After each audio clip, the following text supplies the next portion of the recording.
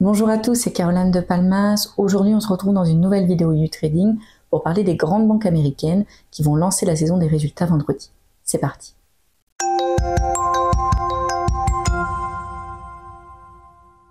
La panique qui a suivi l'effondrement de deux grandes banques américaines, le renflouement d'une troisième et la ruée des clients des petites banques régionales vers des plus grandes banques qui ont suivi peu après sont encore frais dans l'esprit des investisseurs, même si les marchés augmentent actuellement.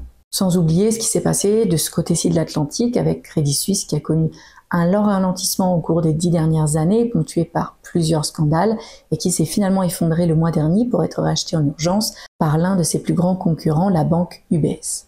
Donc tous ces événements ont entraîné une forte baisse des marchés, en particulier du secteur bancaire et financier. Alors si le secteur financier a globalement bénéficié des récentes mesures prises par la Fed, notamment avec de meilleures marges grâce à des taux d'intérêt plus élevés, il a également averti qu'en raison des perspectives économiques incertaines et de l'augmentation de l'inflation qui jouait sur le pouvoir d'achat des ménages et les décisions des différents acteurs économiques, leurs activités de trading et leurs activités de crédit pourraient être réduites.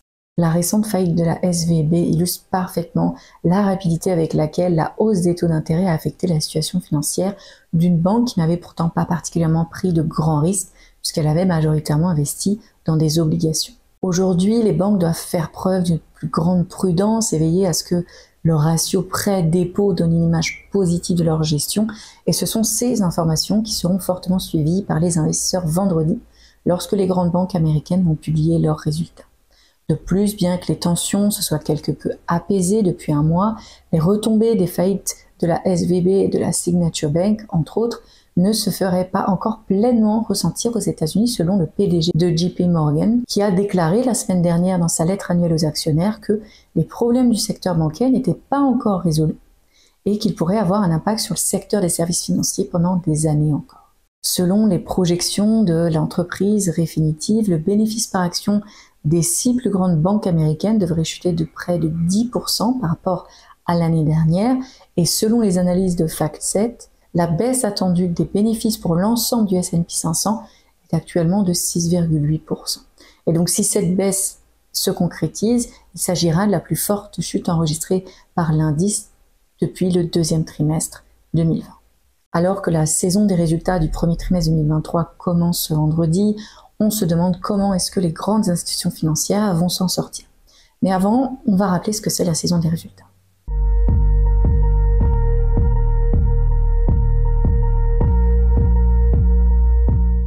La saison des résultats des entreprises est une période de l'année où les entreprises vont publier des rapports financiers concernant leur performance passée, généralement le trimestre qui vient de s'écouler.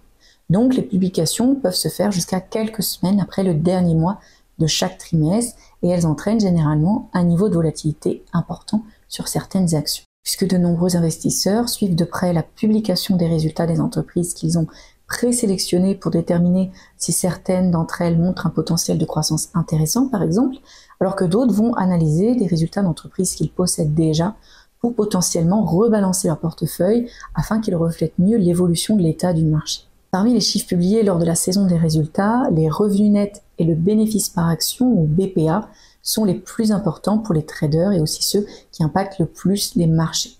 Aujourd'hui, les tendances concernant les crédits, mais surtout les dépôts et les provisions pour les impayés et les défauts de paiement seront aussi fortement surveillées à la suite des événements des récentes turbulences du secteur bancaire et financier.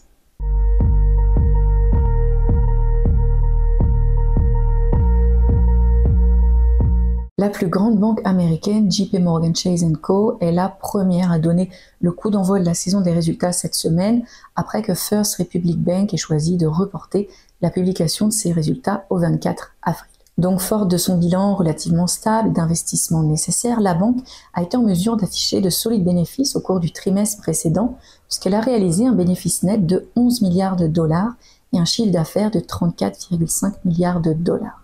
Pour le trimestre se terminant en mars 2023, la banque devrait donc annoncer une nouvelle augmentation de ses bénéfices d'une année sur l'autre grâce à des revenus plus élevés. La société de recherche en investissement ZAC suggère que la banque devrait publier un bénéfice trimestriel de 3,40 $ par action lors de sa prochaine publication, ce qui représente une augmentation de 29,3% d'une année sur l'autre et que ses revenus devraient atteindre 35,37 milliards de dollars, soit une augmentation de 15,2% par rapport à la même période de l'année dernière. Pour le moment, la banque perd près de 4,6% depuis le début de l'année.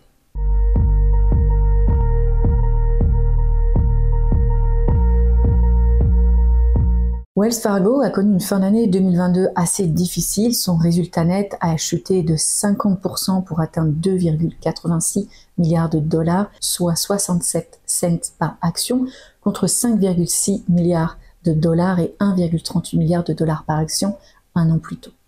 Selon la banque, cette baisse significative a été causée en partie par la chute de ses activités de crédit, mais aussi en raison d'opérations juridiques et réglementaires, notamment celles qui sont liées au scandale de 2016 sur ces techniques commerciales illégales, sans oublier une augmentation de ses prévisions pour créances douteuses. Les analystes sont cependant devenus plus optimistes quant aux perspectives des bénéfices de Wells Fargo au cours des derniers mois, puisque l'entreprise Zacks rapporte que 9 analystes ont collectivement prédit un bénéfice par action de 1,15 pour le trimestre. Au cours de la même période il y a un an, la prévision de bénéfice par action était de seulement 0,88 $. Depuis le début de l'année, l'action Wells Fargo a baissé de presque 5%.